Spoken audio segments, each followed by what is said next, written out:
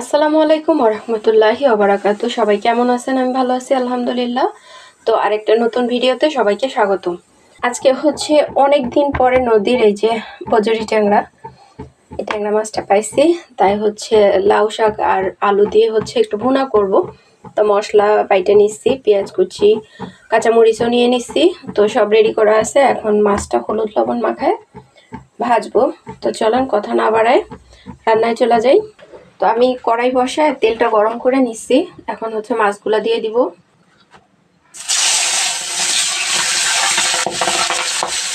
কিছু মাছ দিয়ে দিলাম, এই মাছগুলো হচ্ছে দুই ব্যাচে ভাজতে হবে। তো এগুলো হোক, তারপরে ওগুলো হচ্ছে ভেজে নেব।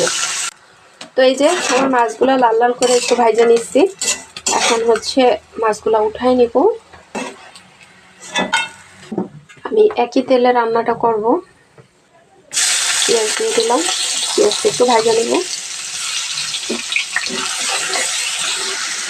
তো পেঁয়াজটা আমার ভাজা হয়ে গেছে, এবার বাটা মশলা দিব,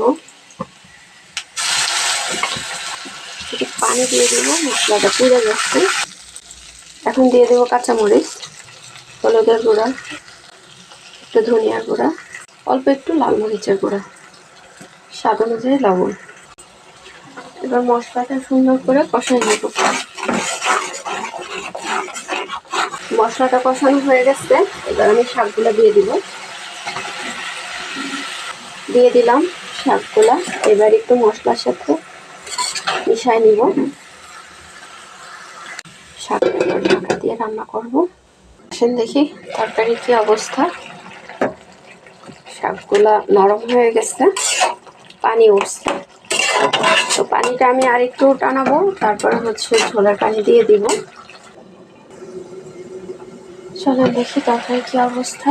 এই যে পানিটা শুকিয়ে গেছে, একটু টানছে আর কি।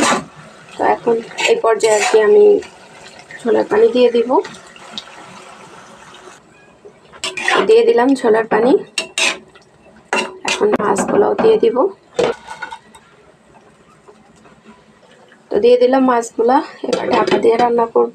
10 মিনিট পরে ফিরে আসবো। তো তরকারি কি অবস্থা, এই যে তরকারি হয়ে গেছে, আলুও সিদ্ধ হয়ে গেছে, ঝোলটা এরকমই থাকবে। এই পর্যায়ে আর কি আমি চুলাটা অফ করে দিব। তো এই যে হয়ে গেল আমার নদীর বজরি ট্যাংরা দিয়ে লাউ শাকের ডগা দিয়ে আর কি ঝোল রান্না করলাম। তো কেমন হয়েছে সবাই জানাবেন। আবার দেখা হবে অন্য কোনো ভিডিওতে। সে পর্যন্ত সবাই ভালো থাকবেন। আর সবার কাছে অনুরোধ রইল চ্যানেলটা সাবস্ক্রাইব করে পাশে থাকার জন্য। আল্লাহ হাফেজ।